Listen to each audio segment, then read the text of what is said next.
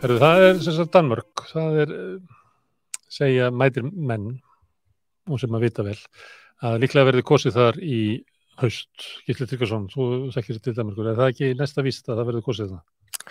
Það nokkuð líklegt. Já, það gæti orðið mögulega ekki, en það næstu því víst.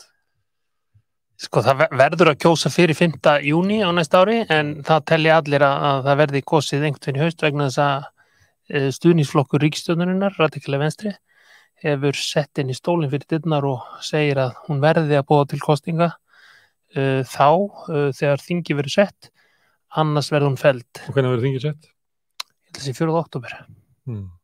Sem eftir svona rúmar 2 vikur. Já. Þannig það bara tímasprengja og hún verður þá að boða til kosninga og þeir gera það þannig í Danmörku að kosningabaráttan alveg eldsnögg. Já, hún getur verið bara reitt rúmlega 20 dagar eða svoleiðis. Bara stysta kosningabarátta sem að þekkist.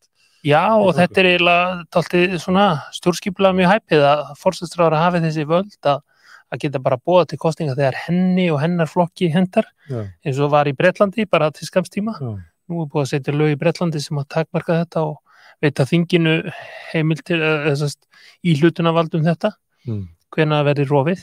En í Danmörku hefur forsætisráðherra þessi allræðisvöld eiginlega að velja tíman.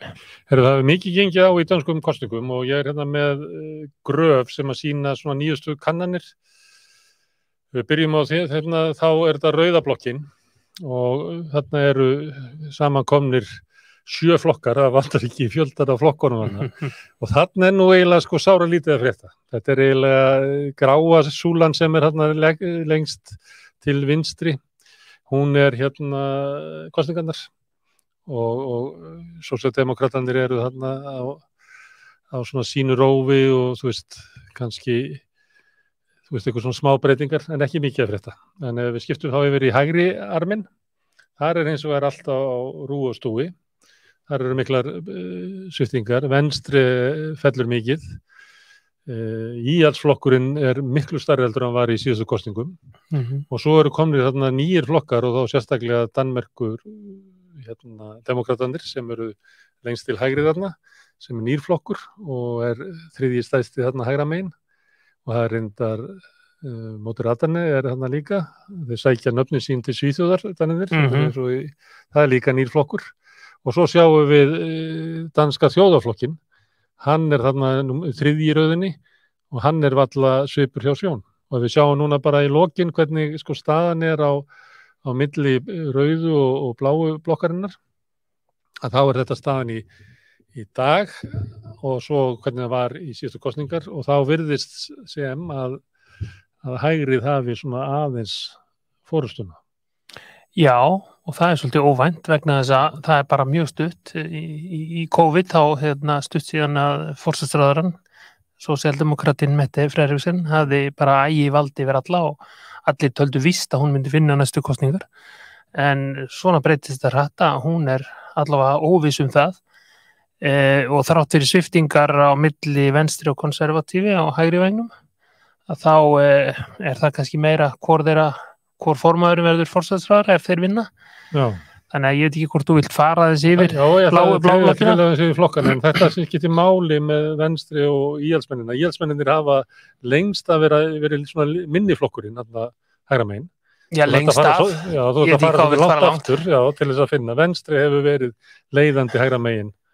Já, ég meina á 19. öld var íhaldsflokkurinn leiðandi og svo kom venstri upp en í kringum Schlüter 1980 til 90 þá var Schlüter stærri og hans íhaldsflokkur en undanfarna 2 áratugi eða svo hefur venstri verið miklu stærri en konservatífi og konservatífi þurftu nánast að berjast við sko þröskuldinn tíma.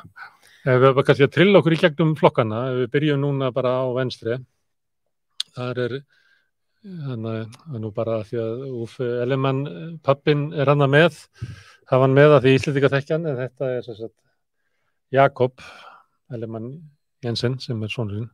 Hvað að frétta að venstri, hann að klofna sko tvisvar allavega í leiðinni? Sko það má segja þá feðga að menn voru farnir að spá Jakob Ellemann sömu örlögum og föður hans sem að hann yrði aldrei annað en næstu í forsætisráðherra en það getur nú hafa breyst síðustu daga. Það sem hefur gerst að formaður Venstre hefur farið úr flokknum fyrrverandi forsætisráðherra Lars Løkke Rasmussen og stofnað annan flokk sem eru móteratarnir og hann svona frekar lítill og víst hvort hann kemst yfir grensuna en kannski hefur hann einhver áhrif ef hann rétt kemst yfir grensuna. En stóra breytingin kannski á næsta sem eru Danmerkur demokratarnir. Já, og það fyrrverandi varaformaður Venstre, þannig það ekkert skrítið að Venstre hafi dalað, búið að missa bæði fyrrverandi formann og fyrrverandi varaformann úr flokknum, fyrrverandi leikilráðherra auðvitað bæði og þrátt fyrir landsdómsdóma á bakinu þá hefur hún náð feikna fylgi á mjög stuttum tíma síðan hún stofnaði sinn flokk í sumar. Hvaða fyrirbrigði þetta? Þetta eiginlega bara önnur útgáfa af Dansk Folkeparti eða svona hægri flokkur. En af hverju kemur hún innan úr Venstre og leiðir þá? Já, því að hún hefur verið svona hálfgerður bara Dansk Folkeparti manneskja, hún leggur svona mikla áherslu á útlendingamálin og hefur verið mjög hörð þar og verið í aðstöðu til þess að sýna hörku meðan Dansk Folkeparti hefur náttúrulega skammir í þinginu. Já, fekk dóm á sig og 2 mánaða óskilorðsbundinn dóm, þess að hún þurfti að afplána með ökklabandi. Þannig að þrátt fyrir það, þá hún einmitt kannski vegna þess líka, hún svona vinsæl hjá mörgum, að því að Danir hafa viljað sýna mikla hörku í útlendingamálunum. Já, við sjáum svo Lars Løkke sem það gengur ekki eins vel í honum, þegar hann gengur út úr flokknum, fyrrverandi formaður Venstre, stór player í dönsku stjórnmálum árin á undan, en hann ekki að gera neitt sérstaklega gott móti í könnunum. Nei, hann náttúrulega kannski einmitt aðalega það player, hann kannski engin sérstakur ideológ eins og Inger Støjberg þannig að hans prófíl eiginlega meira bara svona, hann gæti komist í valdastöðu og náða að spila eitthvað vel úr henni, því hann svo góður player. Þannig að það að útskýra fyrir mér hvað svona flokkur þetta sem stofnaði, hvað þetta? Þetta bara einn af þessum flokkum sem óánægðir forystumenn stofna í kringu sjálfa sig. Eins og miðflokkur? Já, ekki sömu ideológíu, en ég hef aldrei haft trú á flokkum sem eru stofnaðir í kringum mannesku. Þeir lifa yfirleitt bara 1 eða 2 kjörtímabil og ég ekkert viss að þessi lifi eins og í það, en Inger Støjberg ekki víst hann lifi til kosninga. Nei. Síðan það við nefndum í Íhaldsflokkum. Þar ertu með formann og þetta eiginmaðurinn með honum á mynd. Fráfarandi, já, þeir alltaf skilja núna. Já, því að það voru miklir skandalar með þá, hann flaut með eins og pappinn hann áðan. Á hverju náði Íhaldsflokkur, var það út af veikleikum Venstre sem Íhaldsflokkurinn betri eða hefur Sören tekist að lyfta Íhaldsmönnum? Hvað eitthvað við hann sem að... Ég held að sé bæði hefur Venstre átt í þessum vandræðum með að missa formann og varaformann út og ekki náða að spila nógu vel úr sínum málum og svo hefur Søren Pape Poulsen þótt svona traustvekjandi framöndur það síðasta og svona þægilegur í viðkynningu fyrrverandi borgarstjóri í Viborg og menn voru jafnvel fannir að líkja honum við Slúter gamla sem dó nýlega en ég ekki viss að þetta haldist við vegna þess að nú Venstre að nálgast hann aftur vegna þess að hann búinn að missa eiginlega sitt helsta kort, trúveruleikann. Því að hann sagði frá dálítið mörgum atriðum varðandi eiginmann sinn, sem hann ætla nú að skilja við, sem að reyndust ekki rétt.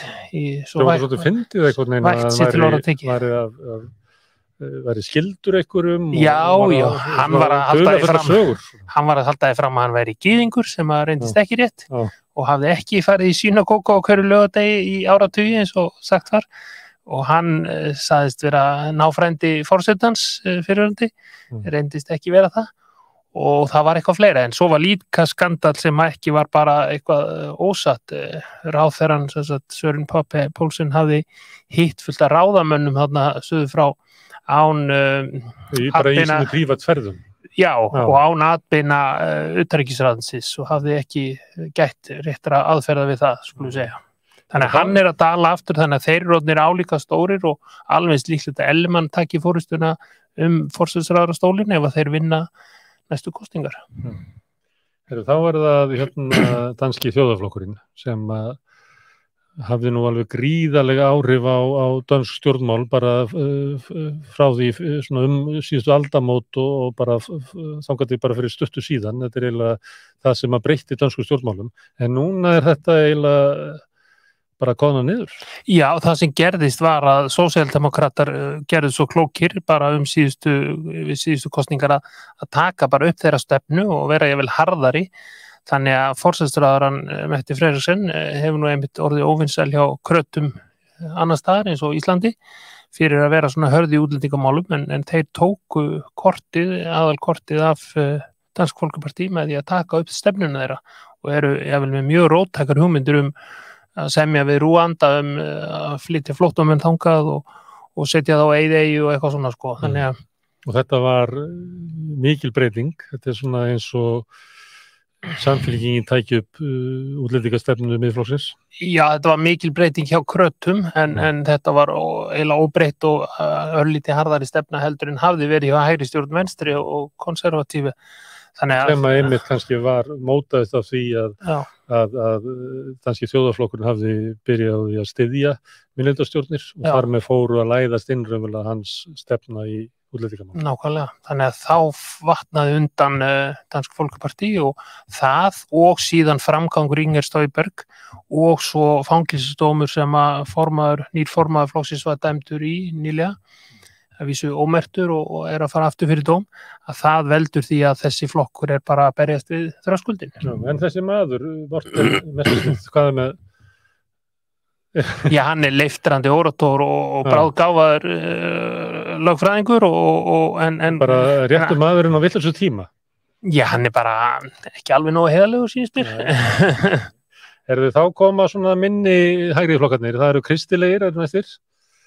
Þeir eiga engan séns í Danmörku. Þeir eiga engan séns í Danmörku. Þeir eru samt inni, dingla hana með.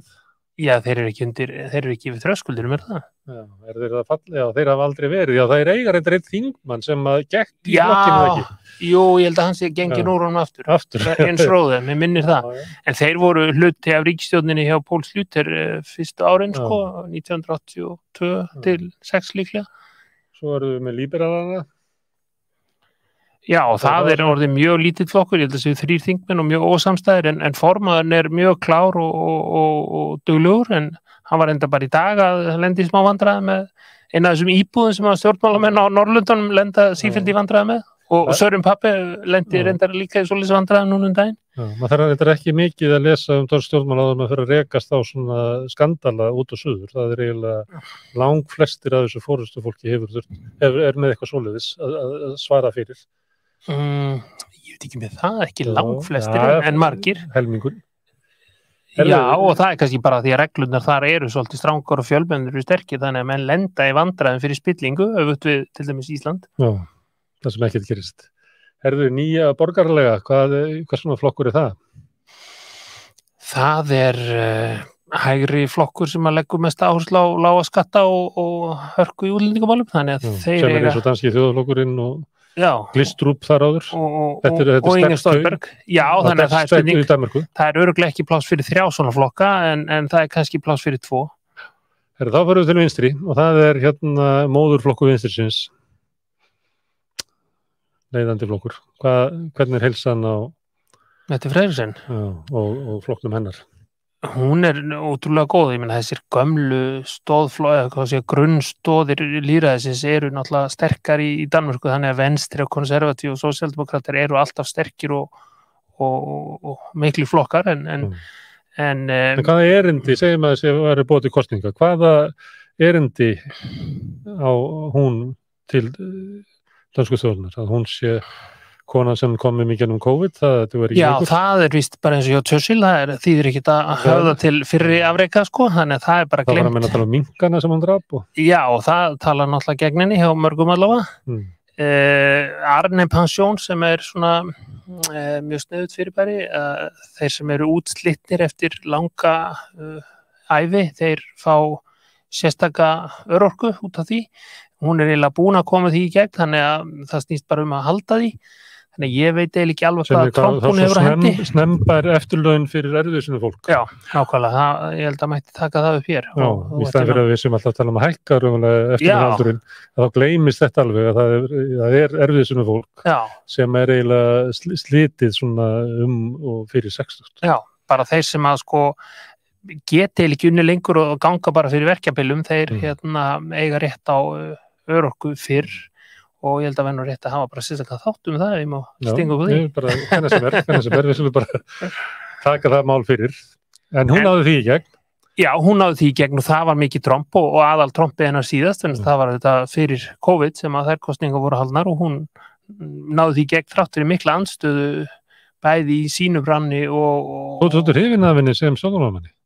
Nei, bara ég er náttúrulega meira jafnaðarmaður en hægri maður, þannig ég er hrifin af þessu fyrirbæri. Nei, en ekki sérstaklega hrifin af henni. Nei, ég alls ekki hrifin af henni lengur vegna þess að hún er náttúrulega ekki kannski gjör spilt, en hún gerði mikil mistök í þessu minkamáli. Þannig að hún ætti nú bara að fara fyrir landsdóma mínum að herðu, við skulum taka radikali Vinstri. Já, það er eins og minn gamli flokkur, að ég er nú gamall Framsóknar komi og það er svona borgaralegu flokkur með sterka félagstaug. Þess að dinglar vinstra megin, þetta er eins og Framsóknarflokkur íslenski væri vinstra megin, hann er eitthvað heldur vera hægra megin, íslenski Framsóknarflokkur. Já, þessi hefur dinglað svona fram og tilbaka en kannski meira vinstri síðustu áratugi og þessi flokkur hefur lent í miklum vandræðum með forystumannin sinn síðasta, það er að segja að hann var fyrir MeToo-byltingunni og féll þar. Tónakall. Já, allavega nóg til þess, já. Og ekki heiðlegur, hann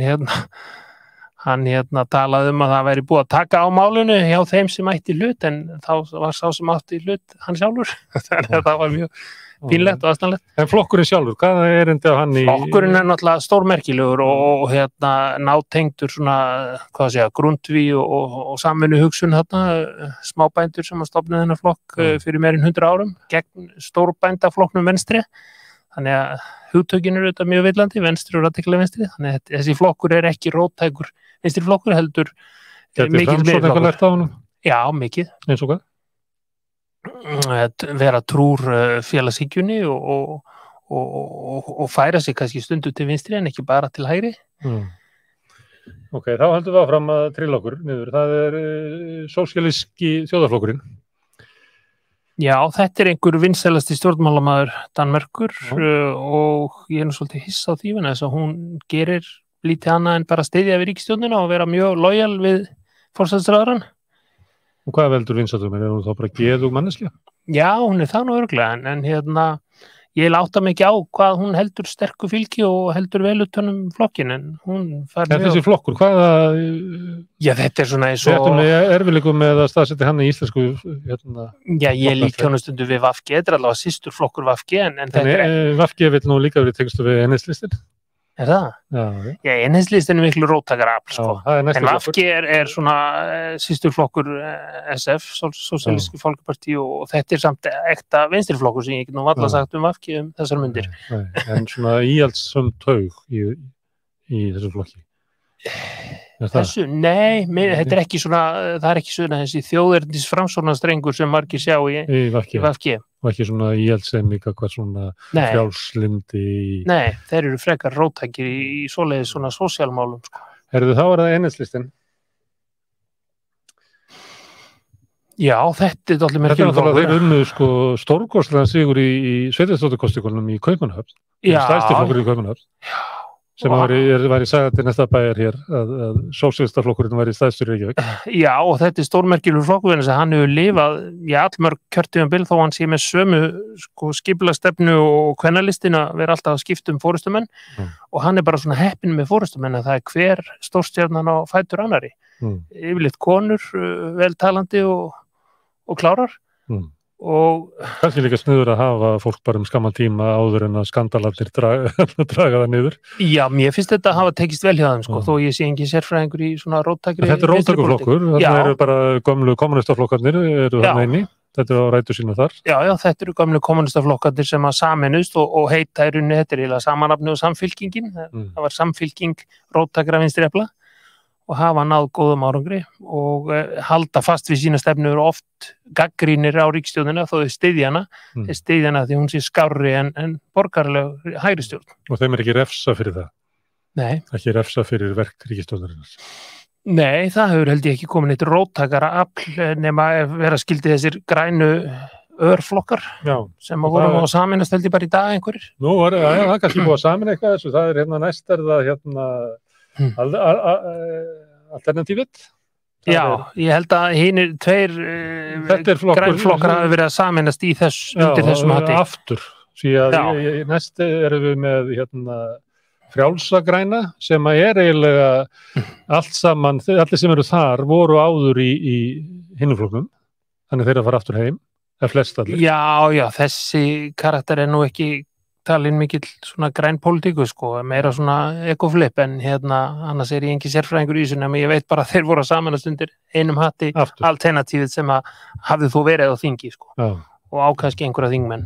Þeir klofnu, það voru, manni gott voru 4, það var bara einn eftir, einu 3 fóru allir og voru að stofna þessa frjálsu græningja, en þeir hafa aldrei náð neinum árangri í könnunum, ekki eins og hinni nýju flokkarnir að hægra megin sem að mælast, þeir hafa bara verið með 0,4% eða eitthvað. Já, en maður sér að hægri flokkarnir þó að þeir séu svona margir að þá eru þeir samt að sækja á blokkin í heild. Það oft þannig að það alltaf að tala um að sundrú getur dregið niður, það ekki þannig. Það er að fara gegnum íslenska kosningar, að þess þegar vinstrið með fleiri flokka, þannig það betri árangri. En það er bara einn flokkur í viðbót sem tillaga, þetta veganflokkurinn. Já, ég ekki frá því að þessi hafi verið að sameinast það voru einhverju 2-3 vegan grænir flokkar sem voru að sameinast einhverjum öðrum, þannig að ég nú bara ekki nógu vel að mér í þessari örflóru þannig. Það er lágur þröskuldur, það er ekki 5% þröskuldur eins og á Íslandi, í Danmörku heldur 2%, þannig að það eru margir flokkar á þingi, en það eru þó margir sem eru að berjast við þessi 2%. Við erum múin að fara yfir 15 flokka sem eru í mælingunum í skoðanakönnunum. Og þá er bara spurningin eftir að þeirra verið kosið, hvernig fara kosningarnar ekki?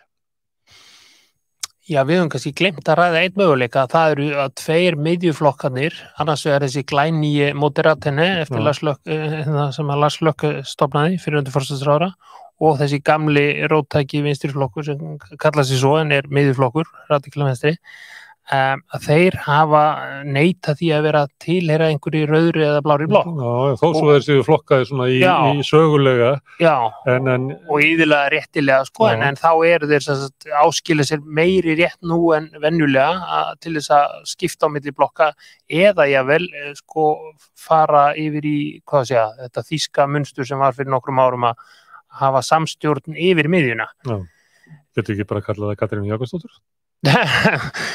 Já, hvað var að kalla við var það ekki Jamaica ríkisstjórn í Þýskalandi það hefur verið svolítið rætt þetta í tengslu við sænsku kosningarnar að út af Svíþjóðademókrötunum og svo óanægju inn með vinstri þar sem að menn voru með skilyrði, svona miðjuflokkarnir með skilyrðum að róttaka vinstri væri ekki með, þá voru menn að tala að kannski að eðlilegasta niðurstaðan væri svona miðjustjórn sem að færi Já, það væri kannski eðlilegast frá sjónarhóli kjósenda en ég held að blokkinnar vilji hafa þetta eins og þetta hefur verið og ég held að sé nú miklu hreinni línur að skipta svona meginstefnu. Þannig að kjósendur hafi að velja, það er ekki bara að kjósa fólk, heldur síðan að kjósa í hvaða átt samfélag að fara? Yfirleitt í Skandinavíu vita menn hver verður forsætisráðherra eftir hver vinnur en því öfugt farið hér eins og bæði 78 og undanfarið þá kemur kannski einhvern lítill vinstrimaður sem forsætisráðherra en ekki formaður í stóruflokki eins og í Skandinavíu. Mér finnst það nú eðlilega að hafa þetta eins og þetta hefur verið í Skandinavíu að hafa blokkinnar og láta þær keppa en þessi möguleiki fyrir hendi að það verði stjórn yfir miðjuna. En viltu að ég spái niðurstöðu kosningana?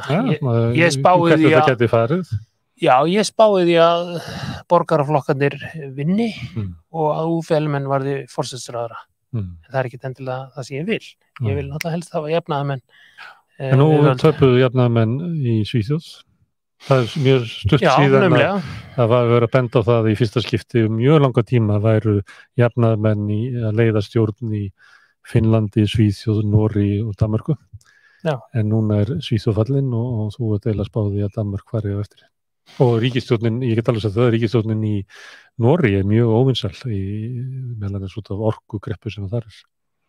Já, kenna menn ríkisstjórnin það. Það er bara þessu gengur. Já. Þýðir þetta eitthvað? Er Skandinavíu að fara til hægri? Hefur þetta áhrif á til dæmis útlendingastefnuna og svona allt hægrið sem hefur verið sterkt í Danmörku og bara fáránlega sterkt í Svíþjóð. Já, þetta að draga samfélögin til hægri? Þetta var nú nefnt í Svíþjóð, ég nú ekki með það góða yfirsýn yfir ideológiska strauma, ég geti spáð það, en hérna, ég nú ekki hissa á þetta að fara í svona í Svíþjóð, en það er náttúrulega allt í hershöndum á sumum svæðum í Svíþjóð, ég skil ekki hvernig mér láta bjóða sér þetta, en það er miklu minni ástæða til róttækni í þessum málum í Danmörku, því þar er ekki stríðsástand í sumum bæjum. Þannig að ég held að sko bara Mette Frederiksen hafi veikst aðeins og hún til dæmis að halda því fram að íhaldsmenn vilji reka 40.000 ríkisstarfsmenn án þess að geta bakkað upp. Hún í rauninni fór mjög frjálslega með staðreyndir.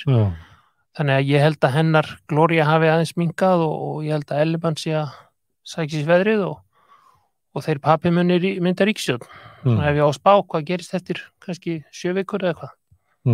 Þannig að það verður líklega boðað til kosninga snemma í næsta mánuði og svo kosið einhvern tímann svona miðjan nóvember í Danmörku. Já, eða ég vel aðeins fyrr. Við kannski hittumst áður en það gerist og ræðum dönsk stjórnmál. Já. Og áður en það gerist, þá ætlum við að ræða snembær eftirlaun erfiðsunu fólks. Já, og þá getur maður kannski undirbúið sig aðeins undir það og fengið einhvern úr þeim ranni verkalýðshreyfinganna til þess að ræða það akkur þetta er ekki komið á dagskrá hér eins og ég hefði talið rétt. Já, þannig að þú vilt koma hingað á þetta og þú vilt líka fá einhvern verkalýðshreyfingunni til þess að knýja á þetta. Já, bara þannig að það sé ekki bara eitthvað svona tæknimæður eins og ég að tala þetta, sko, en semst einhver sem getur slegið í borðið, ég get það ekkert. Við förum bara beint í það að undirbúa það. Þetta er mikilvægt mál sem við höfum nú nefnt oft að umræðan eftirlaun er svolítið skrítin þegar við verðum að tala bara það að hækka þau hjá þeim sem að hafa þrek ennþá til þess að vinna fram yfir 70. En það er náttúrulega stórir hópar sem að geta það ekki eins og við sjáum svo sem á fjölgun öryrkja. En rauðaborðið er búið í kvöld, ég minni ykkur á að við verðum aftur annað kvöld klukkan 8. Ef þið viljið hjálpa okkur við að byggja upp samstöðuna, þá getið þið gert það með því að læka síður samstöðuna bæði á YouTube og Facebook. Þið getið farið inn á samstöðun.is, þar erum við komið með fréttasíðu, þar sem að þið getið lesið fréttir. Það er sumt af því sem er hér við rauðaborðið en líka ýmsar fréttir aðrar. Þar getið líka gerst félagar í Alþýðufélaginu sem er fjárhagslegur bakhjarl samstöðurinnar. Hugmyndin er sú að byggja samstöðuna upp sem öflugan umræðuvettvang og upplýsingavettvang í eigu almennings. En þetta er gott í kvöld hjá okkur og ég segi takk fyrir mig.